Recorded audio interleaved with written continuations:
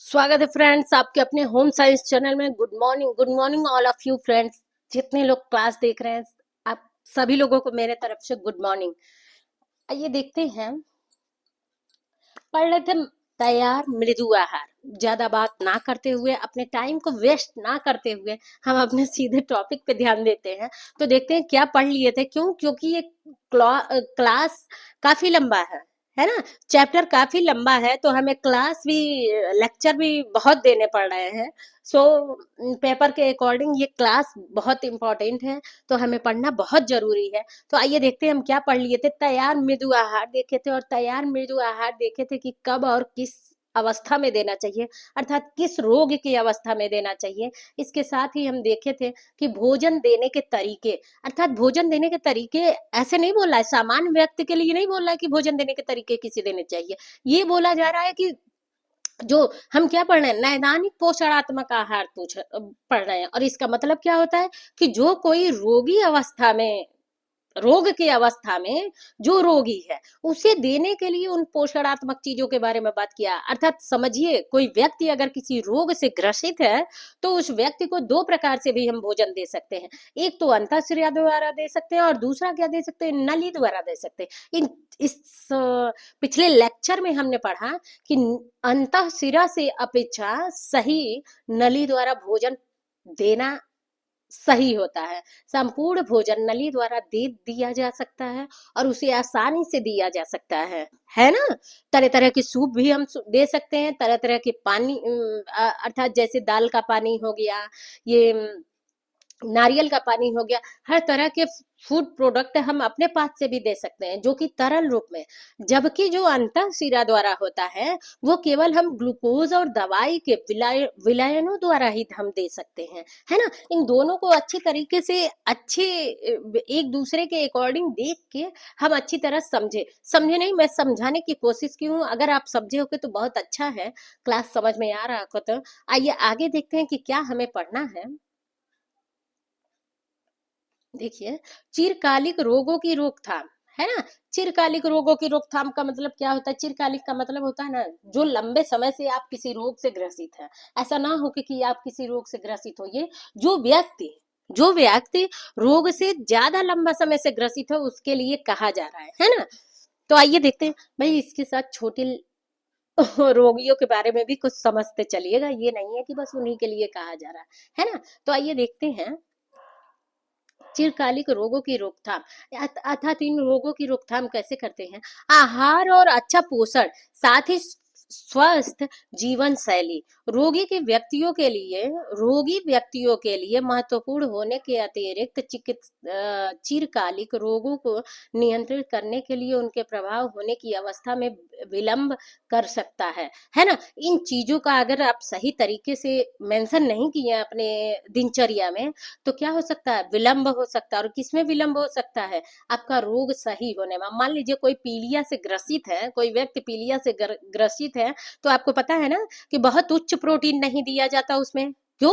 Because उसका गुर्दा क्या होता है, डिफेक्ट पड़ सकता है गुर्दे पे। क्यों? क्योंकि गुर्दा क्या करता है कि छानने का काम करता है, फिल्टर करने का काम करता है। और ज्यादा रूप में यदि हम प्रोटीन दे दिए तो प्रोटीन, आपको पता है कि प्रोटीन का जो स्ट्रक्चर है ना, प्रोटीन का स्ट्रक्चर जटिल होता है, जटिल। और जब, समझ लीजिए, जटिल का मतलब तो समझते ही होंगे कि जब स्वयं में कोई चीज जटिल है तो उसे तोड़ने, छानने, उसे घुलने में काफी कार्य करना पड़ेगा। एक अपने शरीर को एक क्या करिए ना कि क्या कहा जाता है, किसी मशीन के टाइप में समझने की कोशिश करिए, है ना। अब मान लीजिए जब गुर्दा छान नहीं पाएगा, इतने बड़े बड़े प्रोटीन को, जटिल पूर्ण प्रोटीन पाएगा, तो वो बेचारा थक नहीं जाएगा? आपका गुर्दा क्या होगा, थक जाएगा। वो उस कार्य को नहीं कर पाएगा, और नहीं करेगा तो और ज्यादा क्या होगा, विलंब होगा, है ना। तो मान लीजिए कि अगर कोई कह दिया कि पीलिया रोगी को आप वसा न खिलाइए, बहुत ज्यादा उच्च रूप में प्रोटीन न दीजिए, साल्ट मत दीजिए, है ना, सोडियम मत दीजिए, और आप क्या कह रहे हैं, ठीक इसका उल्टा कर दे रहे हैं। ठीक उसका उल्टा कर दे रहे हैं।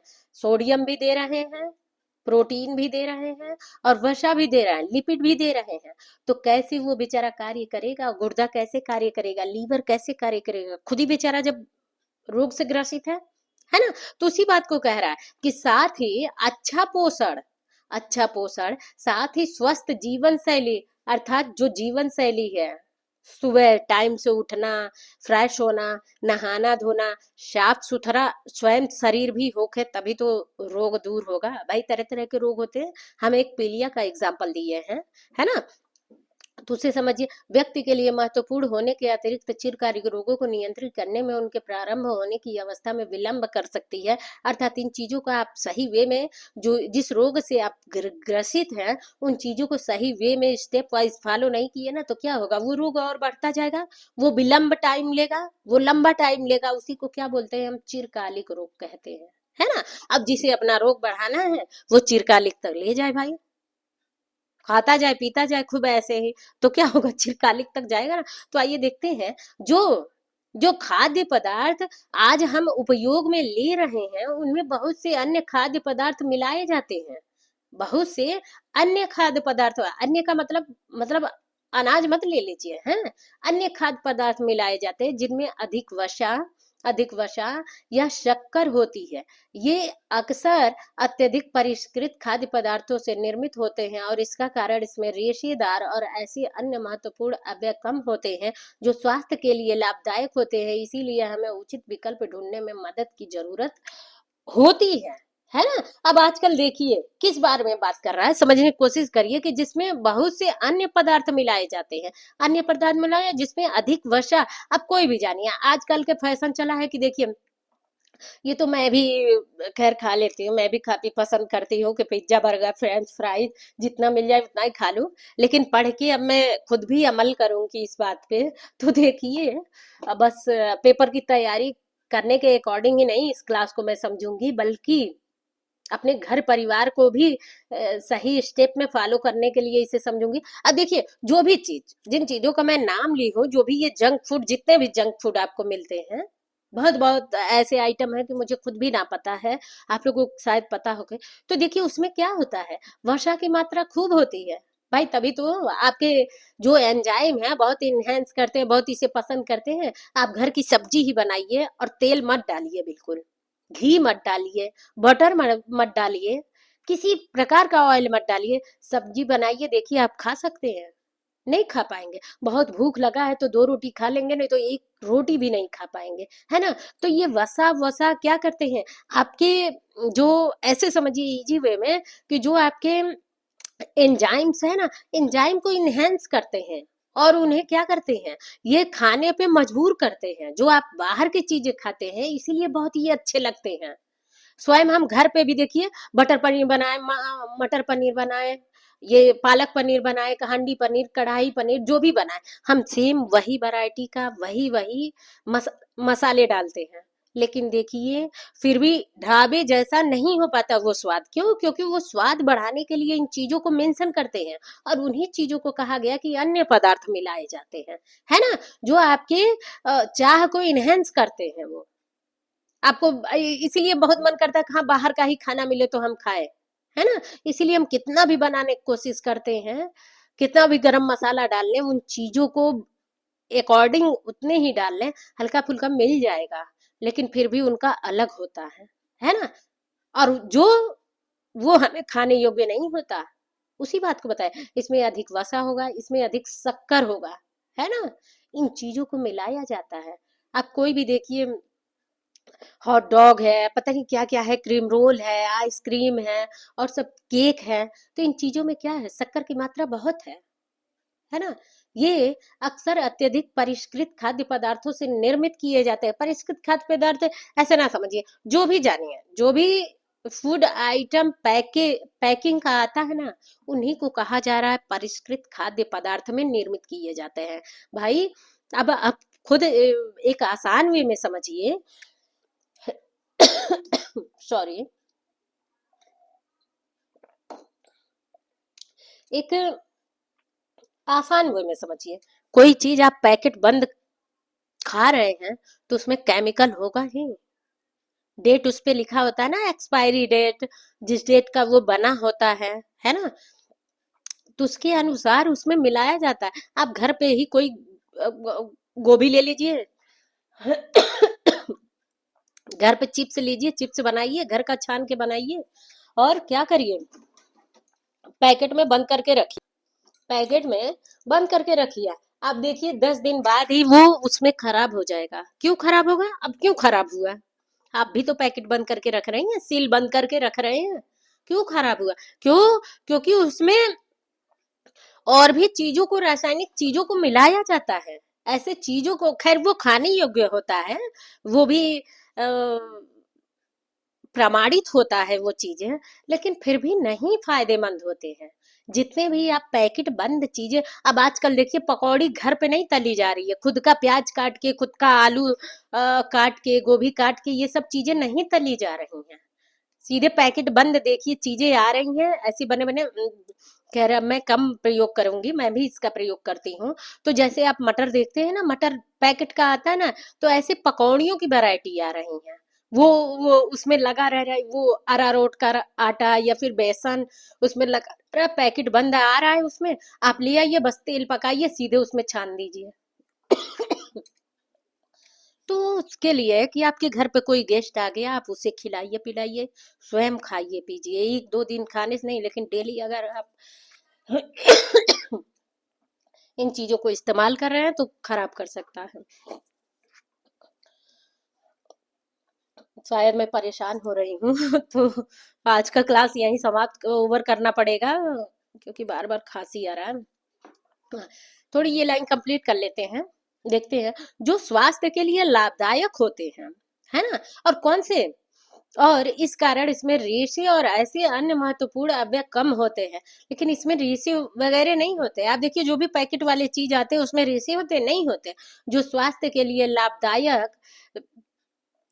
लाभदायक होते हैं। और इसके अपेक्षा आप समझ लीजिए कि जो परिष्कृत वस्तुएं जो आती हैं, जिसमें रेशेदार और ऐसे अन्य महत्वपूर्ण अवयव कम होते हैं, जो स्वास्थ्य के लिए लाभदायक होते हैं, इसीलिए हमें उचित विकल्प का ढूंढने में मदद की जरूरत होती है ना। अब क्या कह रहा है, एक बार और देखिए यहाँ से, जो खाद्य पदार्थ आज हम उपयोग में ले रहे हैं, उसको बहुत से अन्य खाद्य पदार्थ मिलाए जाते हैं, जिनमें अधिक वसा और शक्कर होती है। यह अक्सर अत्यधिक परिष्कृत खाद्य पदार्थों से निर्मित होता है, और इस कारण इसमें रेशेदार और ऐसे अन्य महत्वपूर्ण अवयव कम होते हैं, जो स्वास्थ्य के लिए लाभदायक होते हैं। इसीलिए हमें उचित विकल्प ढूंढने की जरूरत होती है। अब देखिए ये कुल मिला के, अगर आप, मैं सामान्य व्यक्ति के लिए बताते गई हूँ कि जो सामान्य व्यक्ति है अगर इन चीजों को खाता है तो वो उनके लिए सही नहीं है। लेकिन जो चिरकालिक रोग से ग्रसित है ना, जो लंबे समय से ग्रसित है, अब ऊपर हमने पढ़ा ना कि टू टाइप से आपको भोजन दिया जाता है ना। एक अंतःशिरा शिरा द्वारा दिया जाता है, एक नली द्वारा दिया जाता है। तो अब मान लीजिए जो अंतःशिरा द्वारा दिया जा रहा है, जो दवा द्वारा, विलेय द्वारा दिया जा रहा है, जो ग्लूकोज द्वारा दिया जा रहा है, तो उसमें रेशा रहेगा तो भला जाएगा आपके अंतःशिरा द्वारा? नहीं ना जाएगा। तो और जो नली द्वारा दिया जा रहा है उसमें तो हल्का फुल्का रेशा होता है, तो उनके लिए तो ये चीज परिष्कृत खाद्य पदार्थ फायदेमंद है। लेकिन जो ये अंतःशिरा द्वारा दिया जाए उनके लिए भी ये क्या है, फायदेमंद है। और ये क्या कहा जा रहा है कि स्वास्थ्य के लिए लाभदायक होते हैं, इसीलिए हमें उचित विकल्प ढूंढने की जरूरत है। अब देख लीजिए, एक एक इसकी अपेक्षा देखिए कि अब मान लीजिए तरह तरह के वो क्या आ रहे हैं, सूप आ रहे हैं, है ना। कॉर्न सूप है, टोमेटो सूप है, ये पनीर सूप है, कैबेज सूप, तरह तरह के सूप है, ऐसे याद नहीं पड़ता जब बताने लगो तो ये तरह तरह के सूप है, आप जरूर पिए होंगे। तो इसे क्या करना होता है, घर पे लाइए, बस गर्म पानी कीजिए, पानी खौलने लगे तो उसे मतलब किसी और बाउल में पहले अलग मिला लीजिए, नहीं तो ऐसे क्या होता है ना कि ये उसमें घुलता नहीं है, ऐसे ऐसे स्पॉट से आ जाते हैं। उसे अलग बाउल में कहीं मिला लीजिए, और फिर जब खौल रहा है पानी तो उसमें डाल दीजिए। उसमें और आपका पसंदीदा कोई वेजिटेबल है, आपको बहुत अच्छा लगता है उसमें डालने की, ग्रीन, ये पीज मटर है, गाजर हो गया, फूल गोभी हो गया, अगर आपको पसंद है कैप्सिकम हो गया, तो आप अलग से उसमें और डाल लीजिए, पनीर डाल लीजिए, बटर डाल लीजिए, तो वो सूप और क्या होगा, बहुत टेस्टी हो जाएगा, है ना। तो ये क्या है, यही पैकेट बंद अत्यधिक परिष्कृत खाद्य पदार्थ जो मिल रहे हैं, आपको पाचन कर लेंगे और पौष्टिक तत्व भी है। उसे मैश कर लीजिए। अगर बच्चे के अकॉर्डिंग समझिए, तो बच्चा नहीं पी रहा है तो उन चीजों को मैश कर लीजिए, जो उसमें गाजर डाले हैं, पनीर डाले हैं, और वो जो कैबेज वगैरह है उसे मैश कर लीजिए। उसका पोषक तत्व तो उसी में है ना। तो उसी चीज को क्या है, विकल्प ढूंढने में मदद मिलता है। अर्थात कोई रोगी रोग से ग्रसित होता है ना, तो इन चीजों को दे के भी हमें क्या मिलती है, राहत मिलती है। खोजना नहीं पड़ रहा है, ये विकल्प ढूंढने में मदद मिलती है। क्या पिछले दशक में शहरी भारतीयों के आहारों में कुछ विभिन्न प्रकार के परिवर्तनों को आप पहचान सकते हैं? या देखा जा सकता है कि वसा और परिष्कृत शक्कर का उपयोग बढ़ गया है? वसा और अब ये चीनी भी क्या है आपका, परिष्कृत शक्कर इसी को कहा जा रहा है कि परिष्कृत शक्कर जो चीनी है ना। डायरेक्ट आप गन्ना चूसिए तो वो तो नहीं परिष्कृत है, लेकिन कितने कितने स्टेप से, कितने टाइप से, कितनी क्रियाओं को फॉलो करके चीनी बनता है ना। तो चीनी एक रासायनिक क्रिया द्वारा बनाया जाता है। तो उसी को कहा जा रहा है कि परिष्कृत शक्कर का उपयोग बढ़ गया है। अब देखिए, पहले के लोग चाय वगैरह पीते थे तो गुड़ का भी प्रयोग कर लेते थे, है ना। लेकिन आजकल कहीं कुछ नहीं, कॉफी बनाइए उसमें, चाय बनाइए उसमें, बच्चे दूध ले रहे हैं उसमें, कोई स्वीट बनाइए उसमें, गुलगुले मालपुए बनाइए उसमें, गुजिया पकौड़ी बनाइए उसमें, है ना। पकौड़ी का नाम ले ली गलती से ले ली, लेकिन हाँ मैं डालती हूँ, है ना। बच्चों के लिए बनाती हूँ ना। अब देखिए अब मुंह से निकल गया तो बता ही देती हूँ। मैं जब प्याज या फिर आलू आलू का पकौड़ी बनाती हूँ ना, तो थोड़ी सी उसमें क्या करती हूँ ना कि चीनी डाल देती हूँ बस। अर्थात जितना आपके पकौड़ी बनाने का वो रहे।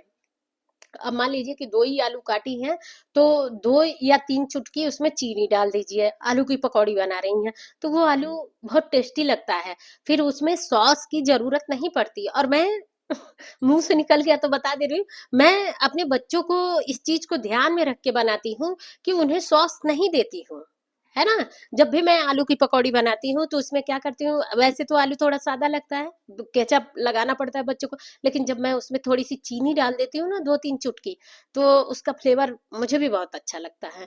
तो बच्चे केचप नहीं मांगते, केचप का नाम ही नहीं आता, और पकौड़ी वैसे ही लंच बॉक्स में खा लेते हैं, फिनिश कर लेते हैं, है ना।